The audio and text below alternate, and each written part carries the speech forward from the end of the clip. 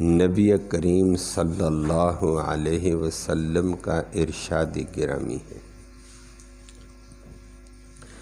سنت نماز سے متعلق۔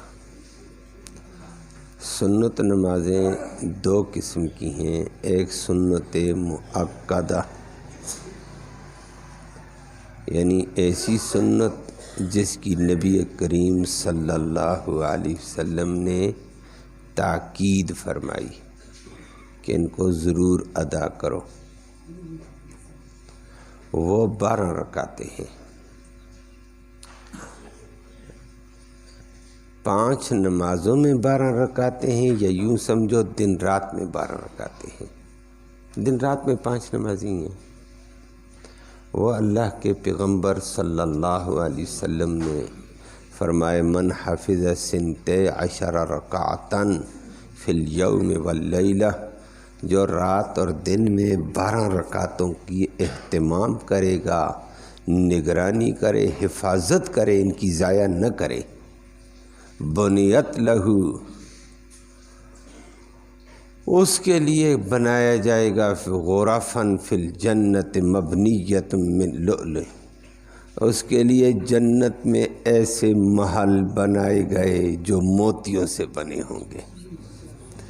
ادھر وہ سنت کا اہتمام کرے گا، اس کے بدلے میں اس کو یہ عظمت والے محلات دیے جائیں گے۔ اب وہ 12 رکعتیں کون سی ہیں؟ آگے خود حدیث میں نبی کریم صلی اللہ علیہ وسلم نے گن کر بتایا۔ وہ ظہر سے گننی شروع کی ہیں۔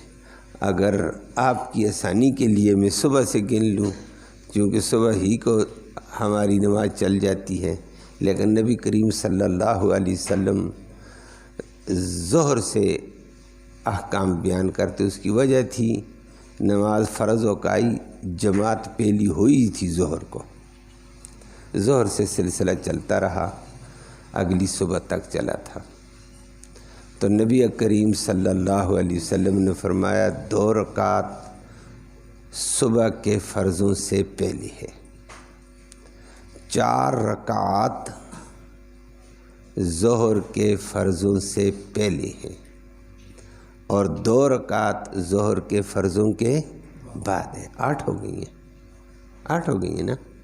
2 صبح کی سنتے ہیں، 4 ظہر سے فرضوں سے پہلے 6، اور 2 فرضوں کے بعد 8، اور فرمایا 2 مغرب کی فرضوں کے بعد ہیں 10، اور 2 عشاء کے فرضوں کے بعد ہیں۔ یہ 12 رکعت سنت مؤکدہ ہیں، نام ان کا سنت ہے، لیکن فرمائے ان کو نہ چھوڑو، تم ان کی حفاظت کرو، تو فرمایا اللہ تمہارے لیے جنت کے موتیوں والے محلات بنائے گئے ان کے بدلے میں۔ اللہ ہم سب کو اس کی سعادت توفیق نصیب فرمائے۔ یہ سنت مؤکدہ ہیں۔ باقی بھی ہیں کچھ ایسی سنتیں جو نبی کریم صلی اللہ علیہ وسلم نے ان کا اہتمام کیا ہے، لیکن ان کا اہتمام شدت سے نہیں کیا، پڑھی ہیں پھر چھوڑی ہیں، تاکہ وہ پکی نہ ہو جائیں، اور امت میں کمزور طبقہ آئے گا، بوڑھا طبقہ آئے گا، مسافر طبقہ ہوگا، مریض طبقہ ہوگا، ضرورت مند تیزی میں جانے والا کہیں ہوگا۔ بہت سارے انسان ہیں آج کل بھی ہے، تیزی میں دیر سے آئے جلدی چلے گئی، انسان کو تیزی لگی ہوتی ہے، دنیا ہے۔ اللہ اکبر، نبی کریم صلی اللہ علیہ وسلم نے ان کا لحاظ رکھ کے ان سنتوں کو پڑھ کر چھوڑ دیا ہے، تاکہ امت دشواری میں نہ آئے۔ کتنے کریم تھے محمد کریم صلی اللہ علیہ وسلم، کتنا لحاظ اور کتنی شفقت تھی امت کے لیے۔ امت آج اس نبی کا لحاظ کم کرتی ہے، اس کی غلامی نہیں کرتی ہے، لیکن نبی نے اس کی حد المقدور بڑی رعایت رکھی ہے، اور وہ ان سنتوں میں مثال کے طور پر 4 رکعت سنت عصر سے پہلے آتے ہیں، لیکن میں نے عرض کیا یہ مؤکد نہیں ہے، یہ نبی نے پڑھے بھی ہیں، اکثر چھوڑے، تاکہ یہ مؤکدہ لازم ہونے والوں میں سے نہ ہو جائیں، اور ہر بندہ نہیں پڑھ پائے گا۔ پڑھے ہیں اور ان کی فضیلتیں بھی پھر بیان فرمائی نبی کریم صلی اللہ علیہ وسلم نے، اور اسی طرح پھر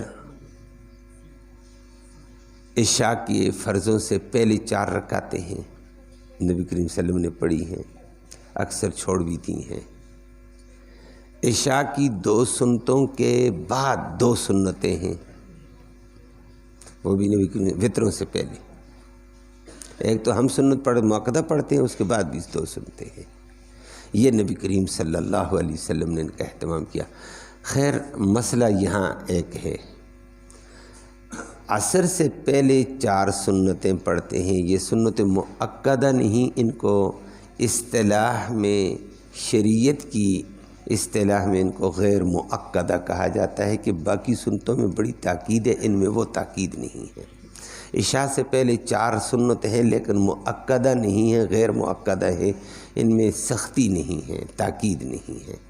پڑھ لو تو بہت بڑا ثواب ہے، نہیں پڑھا تو تمہیں پکڑا نہیں جائے گا۔ عصر سے پہلے آ کر 4 سنت پڑھ لو تو ثواب تمہیں بہت بڑا ملے گا۔ اگر نہیں پڑھ سکے، ٹائم نہیں ملا یا آئے نہیں پڑھے، ویسے بیٹھ گئے مسجد میں فرضوں کی انتظار میں، پکڑا نہیں جائے گا کیوں نہیں پڑھے ہیں، ملامت نہیں کیا جائے گا۔ اس لیے ان کو غیر مؤکدہ کہتے ہیں، یہ 4۔ اور باقی میں نے کہا عشاء کی 2 سنتوں کے بعد بھی 2 سنتیں غیر مؤکدہ ہیں، لیکن ان کی ترتیب تو عام سنتوں کی طرح۔ یہ جو 4 سنت میں نے بتائے، عصر سے پہلے اور عشاء سے پہلے 4، یہ ان کو نبی کریم صلی اللہ علیہ وسلم نے 4 ہی کی نیت سے پڑھا ہے۔ نیت کرتے وقت ہی 4 کی نیت کی ہے، گویا ایک سلام کے ساتھ 4 رکعتیں۔ ان کی ترتیب یہ ہے نفلوں کے قائم مقام۔ نفل ایک شفع کامل نماز ہوتی ہے، اس لیے ان کی ترتیب یہ ہوتی ہے۔ عام ظہر کی 4 سنتوں میں فرق ہے، ان میں وہ 4 سنتیں آپ پڑھتے رہتے ہیں، لیکن یہ عصر سے پہلے اللہ توفیق دے دے 4 سنت پڑھو، یا عشاء سے پہلے فرضوں سے پہلے 4 سنت پڑھو، تو پہلی رکعت سبحانک اللہم سے الحمدللہ پھر سورت، دوسری رکعت پھر الحمدللہ سے پھر سورت، اور 2 رکعتوں کے بعد ہم تشہد بیٹھتے ہیں، التحیات للہ والصلوات والطیبات، السلام علیک ایھا النبی ورحمۃ اللہ وبرکاتہ، السلام علینا وعلی عباد اللہ الصالحین، اشہد ان لا الہ الا اللہ واشہد ان محمدا عبدہ ورسولہ۔ یہیں تک ظہر کی سنتوں میں پڑھتے ہیں، مؤکدہ میں، لیکن یہ عصر والی سنتیں اور عشاء والی سنتوں میں عبد و رسول پر وقف نہیں، آگے درود بھی ہے۔ بات سمجھ آئیے؟ آگے عبد و رسول تک نہیں ہے، آگے درود شریف بھی پڑھو۔ البتہ درود پڑھنے کے بعد دعا اور سلام نہیں ہے، دعا آخر میں ہوتی ہے، سلام آخر میں ہوتا ہے۔ درود پڑھ کے اللہ اکبر، تیسری رکعت کے لیے کھڑے ہو جاؤ۔ باقی سنتوں میں، ظہر کی سنتوں میں ہم نے کیا کیا تھا، عبد و رسول تک پڑھنے ہیں، آگے نہیں پڑھنے ہیں۔ آگے بھول کر بھی پڑھو گے تو سجدہ سہو لازم آ جائے گا، لیکن ان میں عصر اور عشاء سے پہلے والے 4 سنتوں میں عبد و رسول کے بعد آگے پڑھنے ہیں۔ بات سمجھ آ گئی ہے؟ درود شریف پڑھنے ہیں۔ یہیں پر ایک بات سمجھ لینا، آج تک بہت سارے ساتھیوں نے پڑھا ہے، کہتے میں تو نہیں پڑھتا تھا، نماز ضائع نہیں ہوئی، ضائع قبول ہے اللہ کے ہاں۔ آج بھی کوئی پڑھتے وقت بھول گیا عبد و رسول کے بعد اٹھ گیا، نہ پڑھ سکا درود، ضائع ہو گئی، مسئلے کے پتہ ہونے کے بعد نہیں ہوتی ضائع، یہ مستحب ہے، نماز قبول ہو جائے گی۔ لیکن بہتر یہ ہے کہ عبد و رسول کے بعد درود پڑھے گا، اور درود کے بعد اللہ اکبر کرے گا۔ تو اللہ اکبر کر کے ظہر کی سنتوں میں ہم کہاں سے شروع کر رہے تھے؟ الحمدللہ سے، لیکن یہاں سبحانک اللہم سے، کہ یہ مستقل شفع ہے، مستقل شفع ثنا سے چلتا ہے۔ اور سبحانک اللہم تیسری رکعت میں، بس یہ 2 فرق ہوئے گویا کہ ایک عبد و رسول کے بعد درود پڑھنا پڑے گا پہلے تشہد میں، نمبر 2 تیسری رکعت میں ثنا بھی پڑھیں گے، ثنا کے بعد پھر الحمدللہ اسی ترتیب سے۔ لیکن اگر کسی نے نہیں پڑھی، پریشانی والی بات نہیں، نماز ہو جاتی ہے۔ یہ اولویت کی بات کی ہے، اولا افضل طریقہ اس کا یہی رسول اللہ صلی اللہ علیہ وسلم کا۔ لیکن درود اس وقت پڑھنا بھی استحباب میں اور ثنا بھی سنت میں شامل ہوتی ہے۔ سنت کے چھوٹ جانے سے نماز میں ختم نہیں ہوتی ہے، نماز برقرار رہتی ہے۔ تو مؤکدہ اور غیر مؤکدہ کا یہ چھوٹا سا ایک فرق ہے، اور الحمدللہ اللہ سب کو سمجھ نصیب فرمائے۔ کہیں بیان کر دیا جاتا ہے، ساتھی الجھے ہوئے ہوتے ہیں، کئی دفعہ الجھتے بیٹھے ہیں، کوئی آپس میں الجھ رہے ہوتے ہیں، کوئی ہم تک آ کر بتا دیتے ہیں یہ کیا ہے جی، یہ کیا ہے جی۔ یہ مختصر سی بات ہے اور کوئی بھی نہیں ہے۔ غیر مؤکدہ اور مؤکدہ کا یہ فرق ہے۔ اس کے علاوہ سنتیں 2 رکعتیں، اس میں تو کوئی بات ہی نہیں، وہ ساری ایک جیسی ہوتی ہیں۔ تو نبی کریم صلی اللہ علیہ وسلم نے یہ بھی فرما دیا، اس سنت مؤکدہ کا غیر مؤکدہ سب کا اہتمام کیا کرو۔ قیامت کے دن جب نماز کا حساب ہوگا نا، جیسے نماز اللہ کے سامنے پڑھی جانی چاہیے تھی وہ نہیں ہوگی، وہ توجہ نہیں ہوگی، وہ خشوع نہیں ہوگا، وہ خضوع نہیں ہوگا، اس کا حق ادا نہیں کیا ہوگا، یا نماز میں کہیں کمیاں ہوں گی۔ حدیث میں اللہ کے پیغمبر نے فرمایا، اللہ فرشتوں کو کہے گا اس کی سنتوں کو، اس کے نفلوں کو، اس کی سنت مؤکدہ غیر مؤکدہ کو لاؤ، اس کمی کو پورا کرو، اس کو پار کر دو۔ یہ کبھی کبھی لوگ کہتے ہیں سنت کا کیا فائدہ ہے؟ تمہیں کیا پتہ ہے سنت کا کیا فائدہ؟ سنت و محبوب کبریا محمد الرسول اللہ کی وہ فائدہ نہیں ہے، اور نبی کے ہر طریقے میں فائدہ ہے، نبی کا ہر عمل فائدے والا، نبی کا ہر طریقہ فائدے والا، بڑا فائدہ ہے۔ یہ تو اس وقت پتہ چلے گا، عدالت رب العالمین کی ہوگی اور کہے گا میرے سامنے تو کھڑا تھا اور میری طرف توجہ نہیں تھی، تو دکان کا حساب کر رہا تھا، تو فلاں لڑائیوں میں الجھا ہوا تھا، تو خاندان کی گھریلو لڑائی میں سوچ رہا تھا کہ یہ کروں یہ کروں یہ کروں۔ نمازوں میں ایسے ہوتا ہے، بات سمجھ آئیے؟ رب کو تو پتہ ہے، رب کہے گا دے حساب مجھے، میرے سامنے کھڑے ہو کر کیا سوچتا تھا؟ ہاتھ میرے آگے باندھے، سوچتا کچھ اور تھا، کہیں سے کہیں تیرا دماغ جاتا تھا، آج دے حساب۔ انسان بڑا عاجز ہے، کمی ہو جائے گی خشوع خضوع میں، فرمایا اس کی سنتوں کو شامل کر کے اس کمی کو پورا کر دو۔ اللہ، نہیں تو یہ نمازیں رد ہونے والی بھی ہو سکتی ہیں، لیکن اللہ بھی کریم ہے نا، اللہ بھی رحیم ہے، وہ بھی کرم کرے گا۔ نہ سنت ضائع ہوئے نہ فرض ضائع ہوئے ہیں۔ اللہ اپنی دربار میں آنے کی توفیق نصیب فرما دے۔ بس اللہ کی دربار میں آنے والا محروم نہیں، کسی نہ کسی کھاتے میں اللہ اس کو قبول کرے گا۔ اللہ ہم سب کو اپنے حضور حاضری کی توفیق نصیب فرمائے، اور جو نہیں آتے مسجدوں کو اللہ ان کو بھی آنے کی توفیق دے، جو رمضان کے نمازی ان کو 5 وقت کا اللہ نمازی بنا دے۔ اللہم صلی وسلم دائما ابدا علی حبیبک خیر الخلق کلہم۔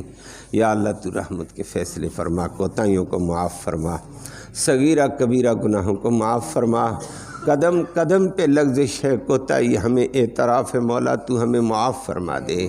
ہماری کوتاہیوں پر، ہماری سستیوں پر، ہماری کمزوریوں پر ہمارے حق میں فیصلے نہ فرما، تو اپنی شان رحیمی کے فیصلے نصیب فرما، تو اپنی شان کریمی کے فیصلے نصیب فرما۔ یا اللہ ساری امت کے حال پہ رحم فرما، ہمارے حال پہ رحم فرما، ہم سب کے گناہوں کو معاف فرما، جہنم سے نجات نصیب فرما۔ بڑے بڑے گناہگاروں کو جہنم سے چھٹکارا ملتا ہے، یا اللہ ہم سب کو جہنم سے نجات نصیب فرما، ساری امت کو نجات نصیب فرما، امت کو دین پہ آنے کی توفیق نصیب فرما۔ محمد کریم صلی اللہ علیہ وسلم کی غلامی نصیب فرما، سچے نبی کا سچا پیروکار بننے کی توفیق نصیب فرما۔ یا اللہ بیماروں کو اپنے فضل سے شفا نصیب فرما۔ ایک دو صاحبان نے شدید اپنی پریشانی کا، بیماری کا ذکر کیا ہے، دعا فرمائے اللہ ان کو صحت کاملہ عاجلہ نصیب فرمائے، اور جو نہ بھی کہہ سکیں یا اللہ ان کو بھی تو جانتا، ان کو بھی شفا نصیب فرما۔